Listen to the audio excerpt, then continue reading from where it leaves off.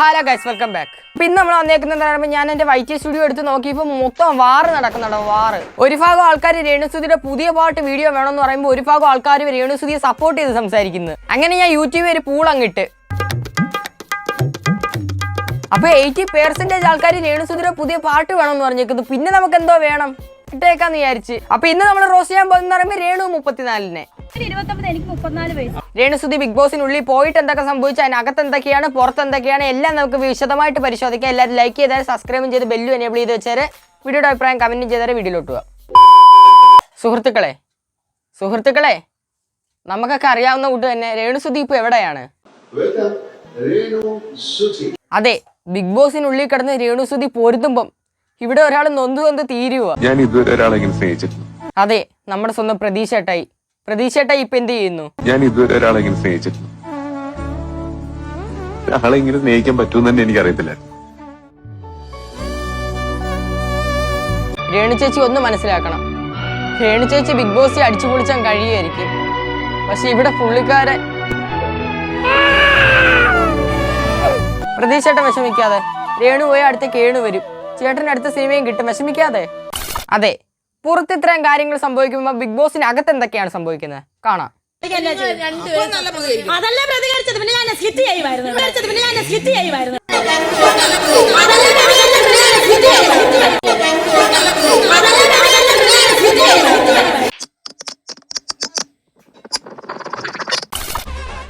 കണ്ടല്ലോ, ഇവിടെ പ്രതീക്ഷ കരഞ്ഞു മെഴുകുമ്പോൾ അവിടെ രേണു അലറി കൊല്ലുക. ചുരുക്കം പറഞ്ഞാൽ ടിവിയും തുറക്കാൻ വയ്യ, ഫോണും തുറക്കാൻ വയ്യ. ഇതൊക്കെ ഇടുന്നതിന് മുമ്പ് നിങ്ങൾക്കൊന്ന് ആലോചിച്ചൂടെ? ഈ ഫോണുള്ള എല്ലാവരുടെയും ഉള്ളിൽ ഒരു പിഞ്ച് ഹൃദയമുണ്ട്. അതിനെ ഇങ്ങനെ കുത്തി നോവിക്കാൻ നിങ്ങളെ കൊണ്ട് എങ്ങനെ സാധിക്കുന്നു? സത്യം പറഞ്ഞാൽ നമ്മളൊക്കെ ഇറന്ന് മേടിക്കുമല്ലേ, ഫോണും റീചാർജ് ചെയ്ത് ടിവിയും റീചാർജ് ചെയ്ത് ഇതിൻ്റെയൊക്കെ വിവരക്കേട് കാണിക്കുമെന്ന് പറഞ്ഞു കഴിഞ്ഞാൽ നമ്മൾ തന്നെ ഇതൊക്കെ ചോദിച്ചു മേടിക്കുന്നത്. രേണുസുതി ബിഗ് ബോസിൽ പോയപ്പോൾ നമ്മളെല്ലാവരും വിചാരിച്ച രേണുസുതിയുടെ ശല്യം കഴിഞ്ഞ് പ്രതീഷിന്റെ ശല്യം കഴിഞ്ഞെന്ന്. എങ്ങനെയാ രണ്ട് സൈഡിൽ നിന്നാലും രണ്ടിന്റെ കഴപ്പത്തരം ഒന്ന് തന്നെ. എന്തായാലും രേണുസുതി ബിഗ് ബോസിൽ പോയതിനു ശേഷം പ്രതീഷിന്റെ അവസ്ഥ എന്താണ് കാണാം.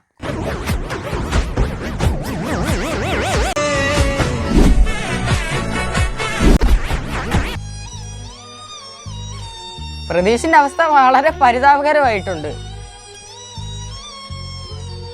എന്തായാലും രേണുസുതിയുടെ കൂടെ മാത്രം റീൽസ് എടുത്തുകൊണ്ടിരുന്ന പ്രതീക്ഷേട്ട ഇപ്പൊ സിംഗിളാ. ആ ഡിപ്രഷൻ അടിച്ച് നടക്കുക. ആ നടത്തത്തിലുണ്ടല്ലോ ഡിപ്രഷൻ ഇല്ലാന്ന്. ഇതിന്ന് എന്തായാലും പുള്ളിക്കാരൻ കര കയറാൻ എന്തായാലും ഒരു 100 ദിവസം എടുക്കും. 100 ദിവസം എന്തായാലും ചിലപ്പോഴേ 100 ദിവസം വരെ പോകത്തുള്ളൂ ചേട്ടോ. ചിലപ്പോൾ 2 ആഴ്ചക്കുള്ളിൽ വെച്ച് ഈ ഡിപ്രഷനൊക്കെ മാറും. കാരണം രേണുസുതി ബിഗ് ബോസിൽ പോകുന്നവരെ എല്ലാവരും പറഞ്ഞ തീയായിരുന്നെന്നാ. തീ, ഫ്ലവർ അല്ല, ഫയർ. അതിൽ ചെന്നപ്പോൾ നനഞ്ഞ പടക്കം. അല്ലാതെ എന്താ പറയുക, രേണുസുതി അതിൽ കാണണമെങ്കിൽ രേണുസുതി സെന്റിമെന്റലിന്റെ കാർഡ് ഇറക്കണം, ഇല്ലാതെ രേണുസുതിയെ ക്യാമറ പിടിക്കത്തില്ല. അത് ബിഗ് ബോസ് ഷോ കാണുന്നവർക്കറിയാം. അല്ലെങ്കിൽ നിങ്ങൾ തന്നെ എനിക്ക് അയച്ചു സെന്റിമെന്റ്സ് ഇല്ലാത്ത രേണുസുതിയുടെ ഒറ്റ സീൻ ആ ബിഗ് ബോസിൽ നിന്ന് എനിക്ക് അയച്ചു തരാൻ പറ്റുമെങ്കിൽ നിങ്ങൾ അയച്ചു ഞാൻ കാണട്ടെ. ഓക്കെ, അപ്പോൾ ബിഗ് ബോസിൽ നടന്ന എന്തൊക്കെയാണ് നമുക്കൊന്ന് നോക്കാം. രേണുസുതിക്ക് സെപ്റ്റി ടാങ്ക് എന്ന പേര് നൽകി അക്ബർ ഖാൻ അഭിമാനിതയായിട്ടും കരയാതെ പിടിച്ചു നിന്ന് രേണുസുതി. ഇനിയിപ്പോൾ എന്താ വേണം, ഈ ഒറ്റ കാര്യത്തിൽ അമ്മൂമ്മമാരെല്ലാം കൂടെ ഇങ്ങനെ ഇളകും. എന്റെ ദൈവങ്ങളെ, രേണുവിന് ശക്തി കൊടുക്കണേ ഇതൊക്കെ കേട്ട് നീ പിടിച്ച് നിൽക്കാൻ. അല്ലെങ്കിൽ നിങ്ങൾ നോക്കി ഈ വീഡിയോയുടെ അടിയിലും കാണും ഇങ്ങനത്തെ കുറെ ആന്റിമാര്. ഇനി നമുക്ക് പ്രതീക്ഷേട്ടായുടെ വാക്കുകൾക്ക് കാതോർക്കാം.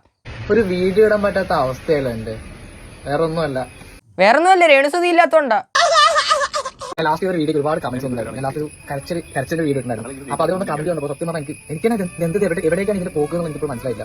കാരണം ഞാൻ ആ വീഡിയോ മനസ്സിലല്ല, നമ്മുടെ വിക്സ് ഒക്കെ വെച്ചിട്ട് ജസ്റ്റ് ഒരു വീഡിയോ, അല്ലെങ്കിൽ ഒരു സാഡിന്റെ ഒരു വീഡിയോ ചെയ്യണം, അല്ലെങ്കിൽ ഒരു ആക്ട് ചെയ്യണ ഒരു വീഡിയോ ചെയ്യണം എന്ന് പറഞ്ഞാൽ ഞാൻ ഇട്ടുണ്ടായിരുന്നു. കഷ്ടം, പുള്ളിക്കാരൻ അത് പറയുമ്പോഴും പുള്ളിക്കാരന്റെ കണ്ണ് നിറഞ്ഞിരിക്കുക. ശ്രദ്ധിച്ചു നോക്കിയാൽ കാണാം.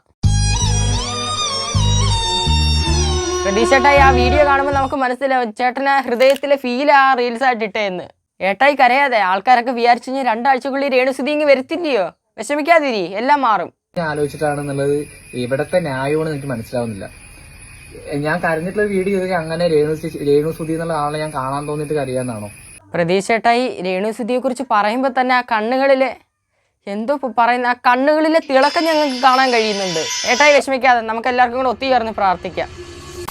ഒരുപാട് ട്രോളന്മാരെടുത്തിട്ട് രേണുസുതിനെ പ്രതീക്ഷിനെ കാണാൻ തോന്നിയിട്ട് പ്രതീക്ഷ വീഡിയോയിൽ സാഡ് പറഞ്ഞിട്ട് കരയാന്ന് പറഞ്ഞിട്ടുള്ള കമന്റ് ബോക്സ്, അവരുടെ വ്ളോഗ്.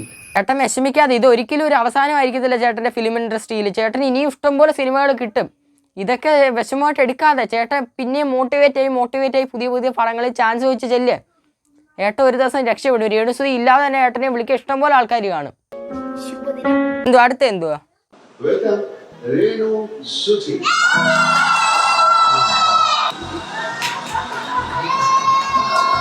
ഇത് ഓട്ടോ മത്സരത്തിന് ചേർപ്പ് ചെയ്യുന്നു. സത്യം പറഞ്ഞ് ഇങ്ങനെയൊക്കെ കാണിക്കേണ്ട ആവശ്യമുണ്ടോ?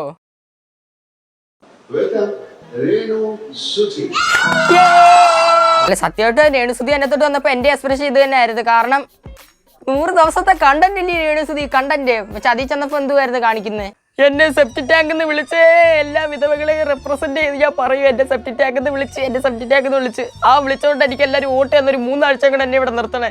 എന്തായാലും ആ സെന്റിമെന്റ്സ് 2 ദിവസം വർക്കായെങ്കിലും പിന്നെ അങ്ങോട്ട് വർക്ക് ആയിട്ടില്ല. അത് നമുക്ക് അവരുടെ വോട്ടിംഗ് കാണുമ്പോൾ മനസ്സിലാവും.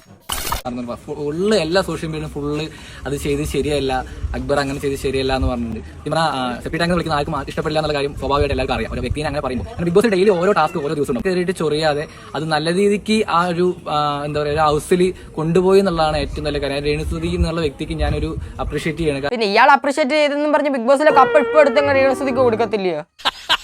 ഈ രേണുസുതി ഈ ഒറ്റ കാര്യം പറഞ്ഞ് 3 ദിവസം കഞ്ഞി കുടിച്ചിട്ടില്ലെന്ന് അറിഞ്ഞേ.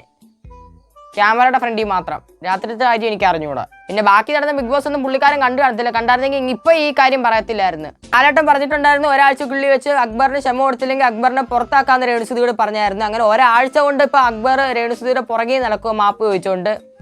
രേണുസുതിയും കൊണ്ടുനടക്കുമല്ലയോ, എല്ലാ വിധവകളെയും റെപ്രസെന്റ് ചെയ്താ ഞാൻ പറയുന്നത്.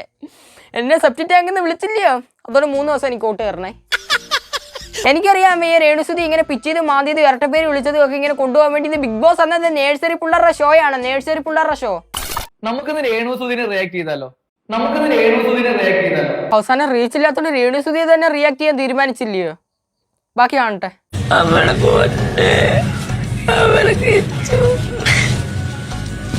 അതിന്റെ ബാക്കി ഈ സീൻ കണ്ടപ്പോ എനിക്ക് അതിന് ഒരുപാട് ഫണ്ണി തോന്നിയില്ല. കാരണം പറഞ്ഞാൽ എത്രയൊക്കെ അവര് എന്തൊക്കെ ഇതായാലും എത്ര സ്ട്രോങ് ആണെങ്കിലും സ്വന്തം മക്കളെ കാണാതെ ഇത്ര ദിവസം ഇരിക്കുക എന്ന് പറയുന്നത് ചിലപ്പോൾ എല്ലാ അമ്മമാർക്കും പറ്റിയെന്ന് വരത്തില്ല. ആ സത്യം മകനോടുള്ള സ്നേഹമായിരിക്കും. പക്ഷെ ശ്രദ്ധിച്ചു നോക്കിയാൽ കാണാൻ രേണുസുതിയുടെ കണ്ണീന്ന് ഒരു തുള്ളി കണ്ണീര് വരുന്നില്ല. ഇനിയിപ്പോ ഞാൻ ഈ പറഞ്ഞതിന് ഫേസ്ബുക്ക് അമ്മച്ചവര് പറയായിരിക്കും അത് കരഞ്ഞ് കണ്ണീര് പറ്റിപ്പോയതാണ്. എന്നാലും ഞാൻ വിശ്വസിക്കത്തില്ല.